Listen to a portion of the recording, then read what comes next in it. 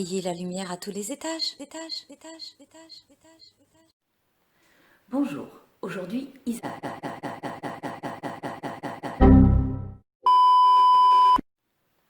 Bonjour, aujourd'hui Isaac. Alors Isaac, globalement, c'est un gars qui a un peu de mal à prendre des décisions, en tout cas c'est comme ça que je le vois. Bon alors déjà, Isaac, c'est un fils de vieux, voire hyper vieux. Je veux dire, ses parents, ils avaient au moins 90 ans quand ils l'ont eu. On peut imaginer qu'il était un petit peu couvé, jusqu'à ce que son père essaie de l'offrir en sacrifice. Ça a dû lui paraître un peu bizarre. Le temps passe. Sarah meurt. Isaac a maintenant 40 ans. Et il va se marier avec une femme que son père va aller lui chercher dans son pays. Alors elle s'appelle Rebecca, et si des psychologues ont envie de se pencher sur la question, faites-vous plaisir. Isaac se marie donc avec Rebecca. Rebecca, elle est stérile. Alors il prie, et finalement elle va tomber enceinte, et elle va avoir des jumeaux. Et là, mais paye tes jumeaux. Alors le premier arrivé, il est roux et poilu, on va l'appeler Ésaü, parce que ça veut dire poilu. Et le deuxième, il n'a pas de caractéristiques particulières, si ce n'est qu'il tient le talon de son frère au moment de sortir du ventre de sa mère. Du coup, on va l'appeler Jacob, ça veut dire talon. Alors, si on s'en tenait à ça, aujourd'hui, moi j'aurais césarienne, tronche de canard et gros plein de soupe.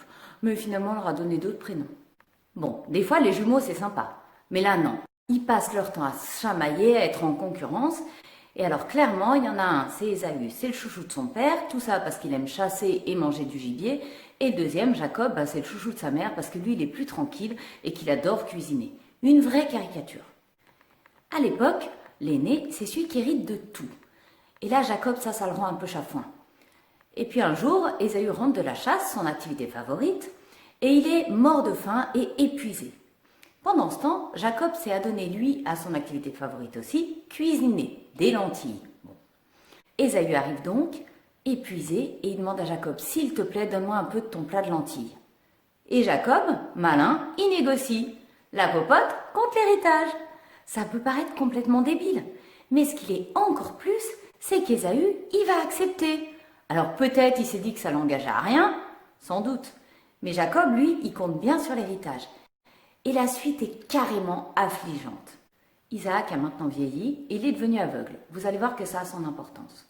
Ésaü a complètement oublié cette histoire d'héritage, mais pas Jacob, ni Rebecca, qui est au courant, et vous allez voir qu'en termes de fourberie, c'est pas la dernière. Isaac va donc officialiser l'héritage. Il appelle Ésaü et lui dit, on va faire ça autour d'un gibier, tu files à la chasse, tu ramènes un gibier, on le cuisine, on mange ensemble et je te dis de quoi t'hérites. Ni une ni deux, Ésaü part à la chasse et perd sa place. Et oui, parce que Rebecca, elle a écouté aux portes et quand elle a entendu ça, elle a filé vers Jacob pour lui exposer son plan. On va tuer 2 chevreaux, on les cuisine, on les amène à ton père, il y verra que du feu. En l'occurrence, il est aveugle. Jacob lève quand même une objection. L'histoire des poils. Parce que quand même, Ésaü, il est super velu, alors que moi, j'ai pas un poil. On fait comment? Mais Rebecca, elle a réponse à tout. Ce qu'on va faire, on prendra de la peau de chevreau, on va en mettre sur tes bras, sur ton cou, et puis on va t'habiller avec les habits d'Ésaü, comme ça tu auras la même odeur. Ça y est, Jacob est fin prêt, c'est parti. Il va voir son père avec les chevreaux.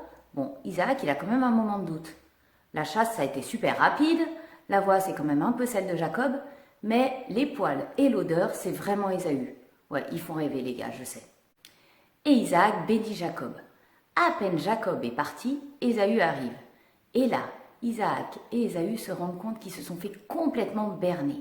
Imaginez la déception, la rage d'Ésaü.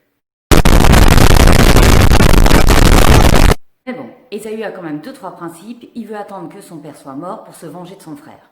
Du coup, Rebecca, qui écoute encore aux portes, décide de faire partir Jacob loin de son frère Ésaü. Mais avant ça, elle va voir Isaac.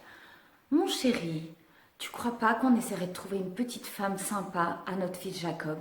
Pas comme les femmes d'Ésaü, elles nous causent tellement de soucis. On l'enverrait pas chez mon frère Laban, il pourrait s'occuper de ça. » Mais oui, mais très bonne idée. Mais bravo, envoie-moi Jacob, je vais tout lui expliquer.